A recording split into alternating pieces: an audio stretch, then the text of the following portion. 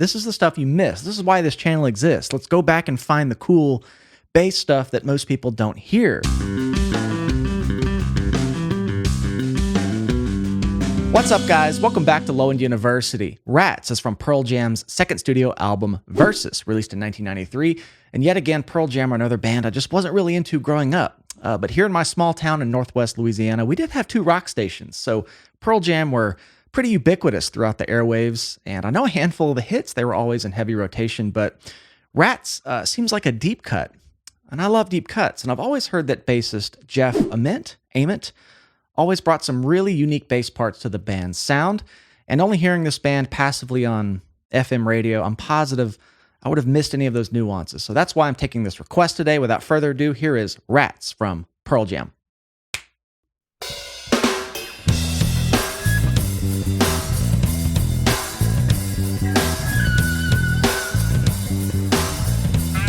Okay.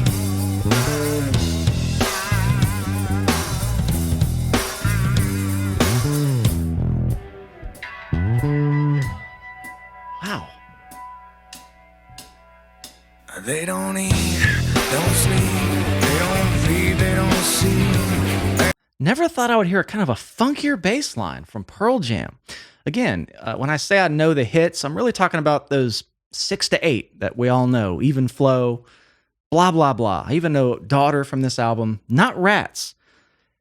That is quite a cool bass phrasing. Down here in E minor, I want to go back and kind of hear it back when it's isolated. Again, I never know if these things kind of come back and circle round. Yeah, wow.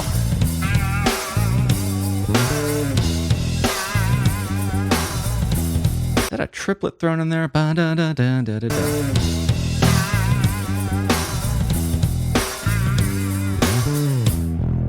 Yeah, E minor pentatonic, down doing the octaves right out of the gate. That sounds like a triplet.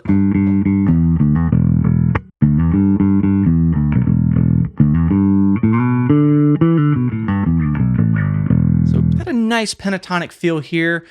I just love that it's just bass and drums by itself. Did not expect it to be just so up front. Very cool.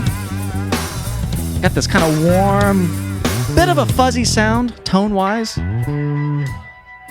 but still pretty raw. They don't eat. Yeah, that long pause is almost too long. I kind of like kind of makes you wait for the next part. A bit suspenseful. Let's start there and let it roll and see how it, I'm kind of curious how this bass line will play out with the vocals. Let's see.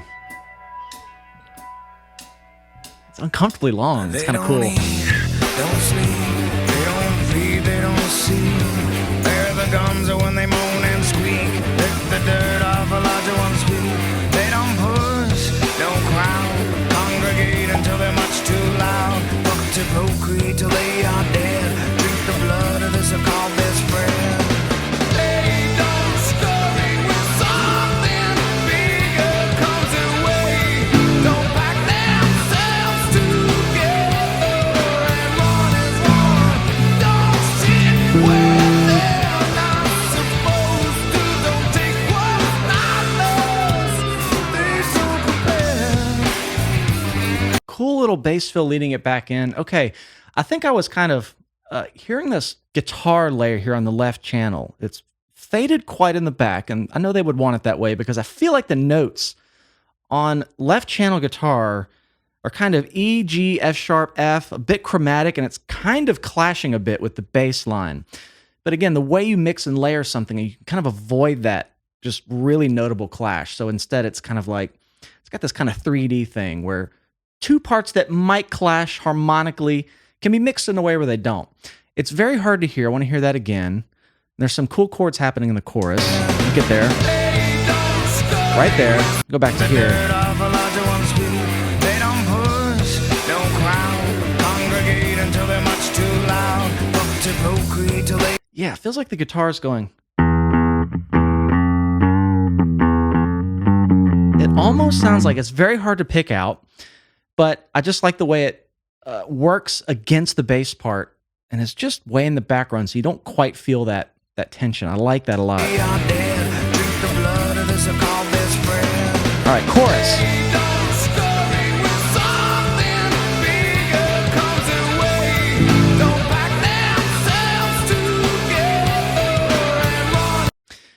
decide if that's A major there. I'm not hearing the C sharp or the third represented. If it is, it's very faint, another layer.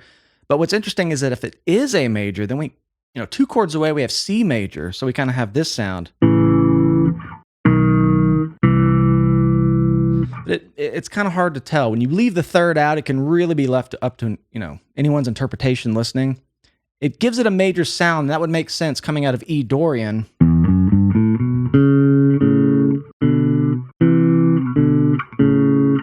So the chorus would fit right in that if that is. So I'm going to say it's A major. We'll let the song play, but like the tonal shift there.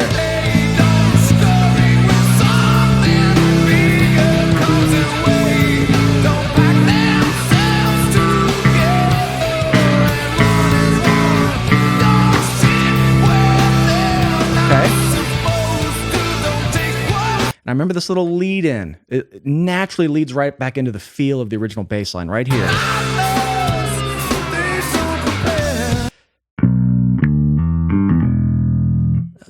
Cool little. Yeah.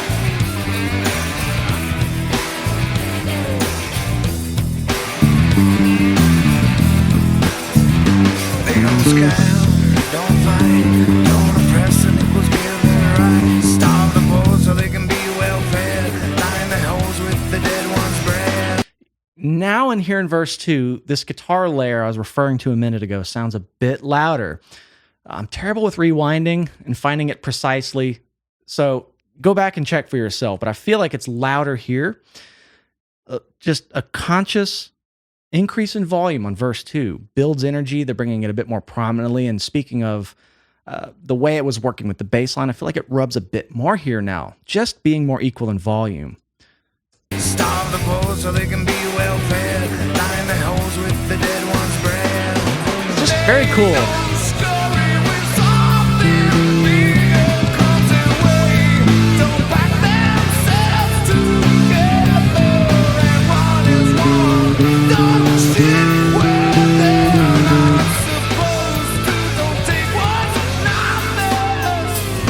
What is that chord there?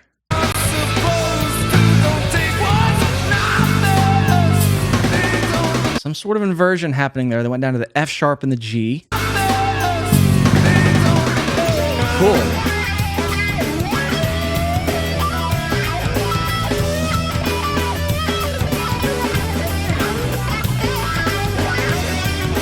Has this whole song been slightly swung? Did I miss that?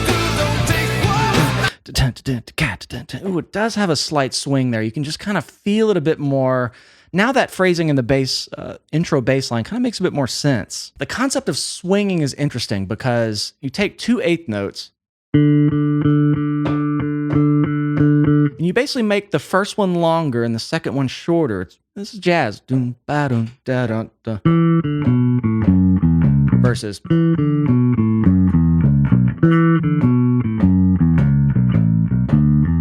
But the cool thing, and a lot of rock bands will do this, they'll swing something, but not quite as exaggerated as the jazz swing. And there's a gradient within swinging. You can kind of swing it, and it's all about what proportion of those 2 eighth notes, which one gets what. So you can have a really exaggerated swing like, or you can have a slight swing kind of like, just a little bit less pronounced rhythmically, and it kind of feels like they're leaning into that, but it definitely gives the piece a very cool, I'm going to use the word again, swagger. Right here.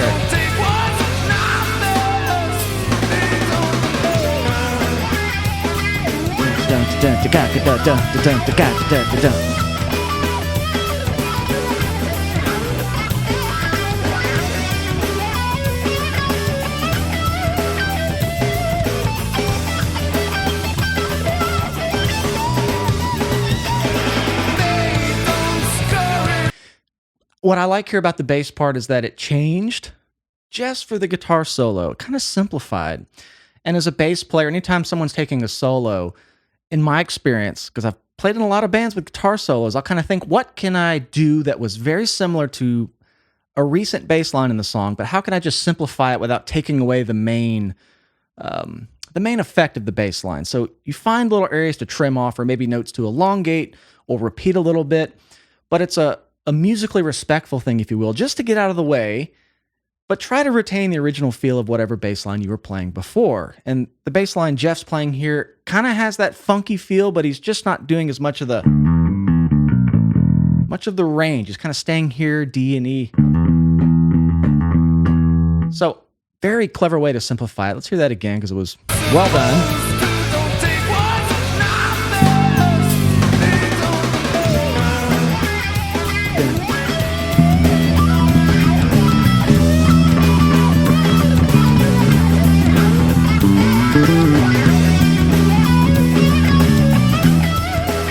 Very cool.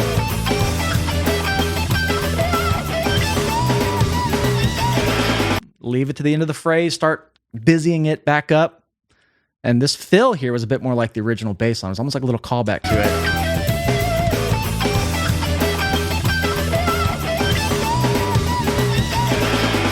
Yeah. Very tasteful.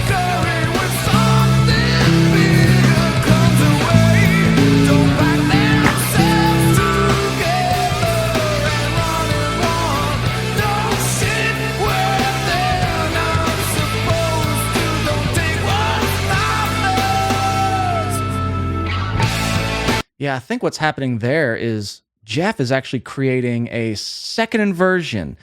If he changed the root note, again, the power of the bass, you can play the root note on the chord the same way you have been, and then the next repeat, you change the root note. You play the fifth or the third instead of the root. You are inverting the chord because you are the lowest instrument harmonically, typically in a rock band setting. So if that chorus is 3 chords,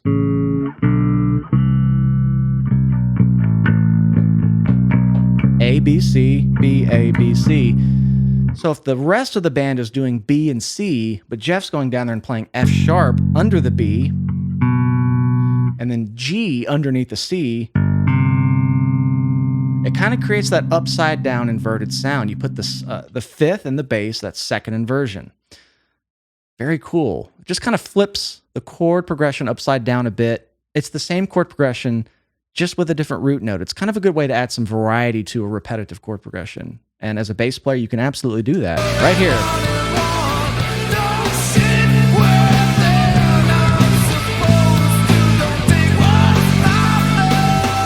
Right there. Very cool. A subtle thing.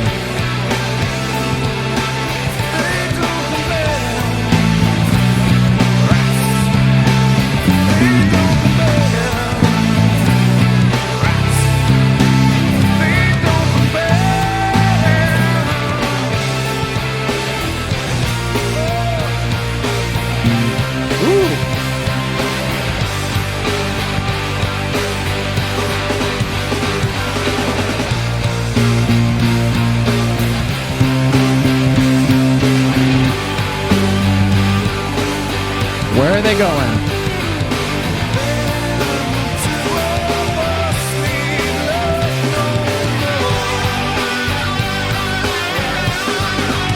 That's colorful.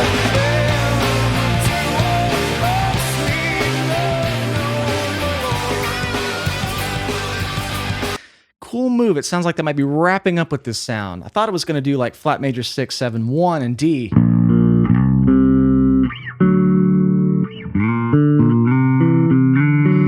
But what's cool in the same phrase, we have the B flat major chord.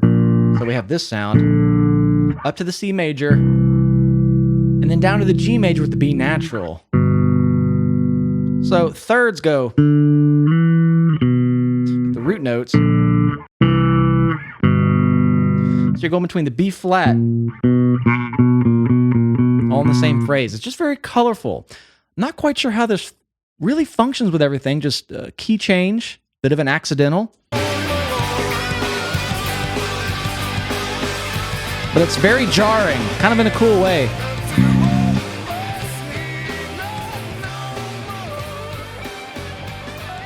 I want to hear this walking bass line part a bit more. Yeah, because he's kind of going.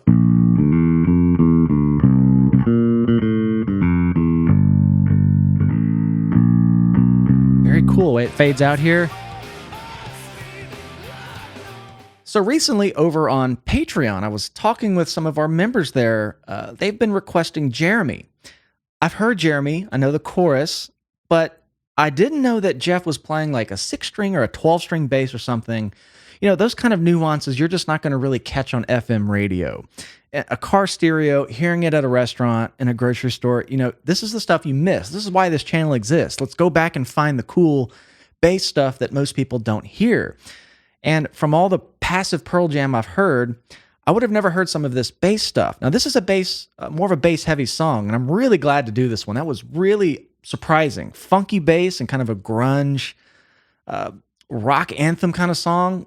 Very cool, but bands like this, even as a bass player, I've missed. You just don't know it's there until you know it's there. Either way, grunge is a scene I was late to. If you've seen my previous videos on Alice in Chains, I talk a lot about that.